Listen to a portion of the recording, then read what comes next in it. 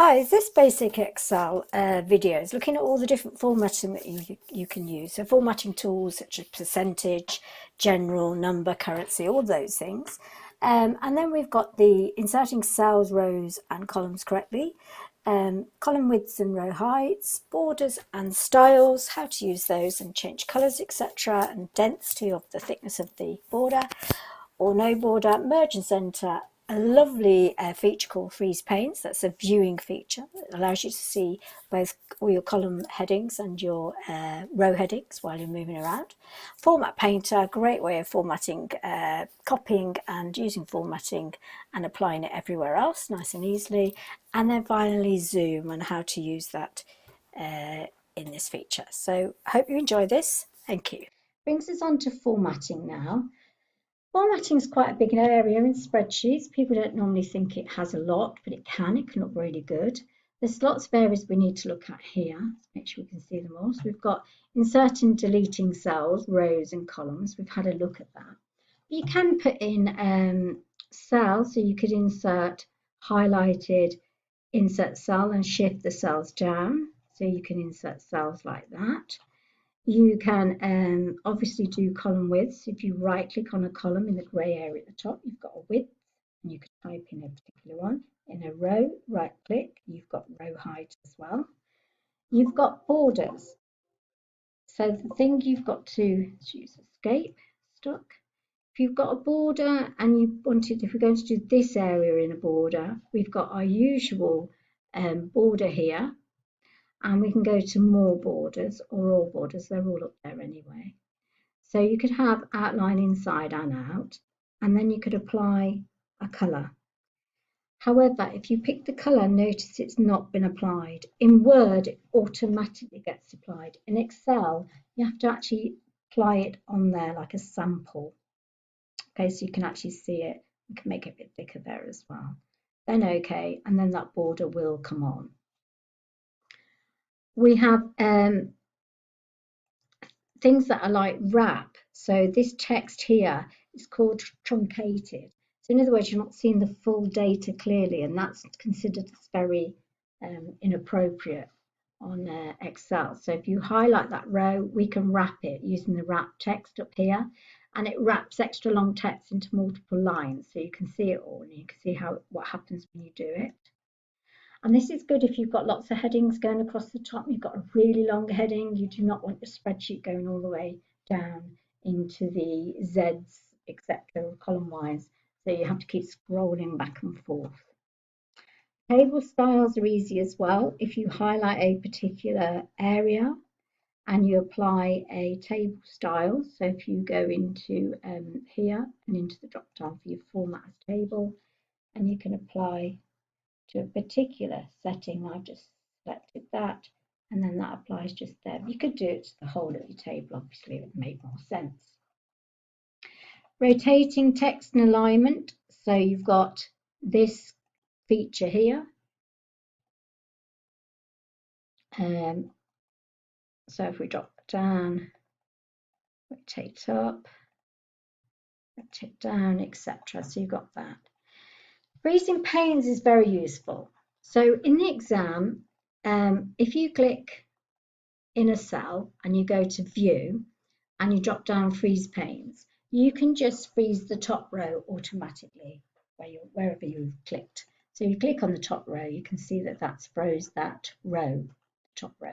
Take it off, go back in and unfreeze. If however you wanted to freeze 3, 2 and 1, so everything above 4, you'd have to select the 4 row and do the freeze on the freeze panes, and then you can see that everything above the 4 stays still and freeze. If you wanted the first column, you've got that option of freeze first column, and that would freeze that way. If, however, as you did before, you wanted to freeze everything before C, you highlighted C and do the freeze, oops, just the normal freeze, not the freeze column, and then that one would work. If, however, you wanted to freeze both a column and a heading, and the normal place would be in A1, So you wanted to, sorry, B1, B2. So you wanted to keep row 1 and A. So that's the intersecting one. B2 would be the intersecting one. If you had headings down here, they would stay still and the headings across would stay still. When you freeze that, you can go that way and you can go that way. So Format Painter, this one here, I've got this in Arial 16, bold and italic. If I copy that by one click, I can apply it to something else and then it goes off. If I want to do it more than once, double click it and then I can do it in a number of places and then click off when I'm finished. So that's your Format Painter. And remember, Format Painter copies formatting only. It's nothing to do with text or numbers, the formatting that's applied. Zoom, nice and straightforward. We've got zoom. If you were asked to do zoom, maybe 101, trying to fix that, believe me, it's not easy. Go to the View tab and use this zoom. So this zoom will allow you to type in particular sizes, and it's a lot easier to use than trying to slide back and forth.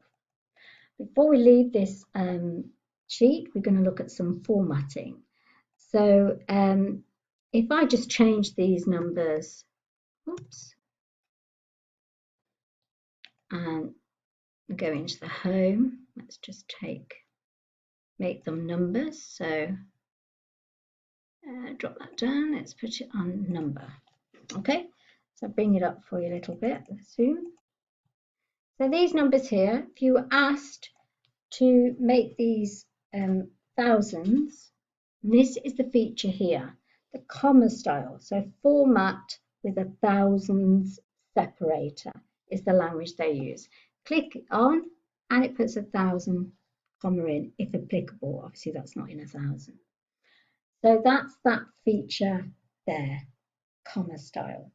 You've got lots of other ones. You've got currency, you've got general, nothing, number, accounting.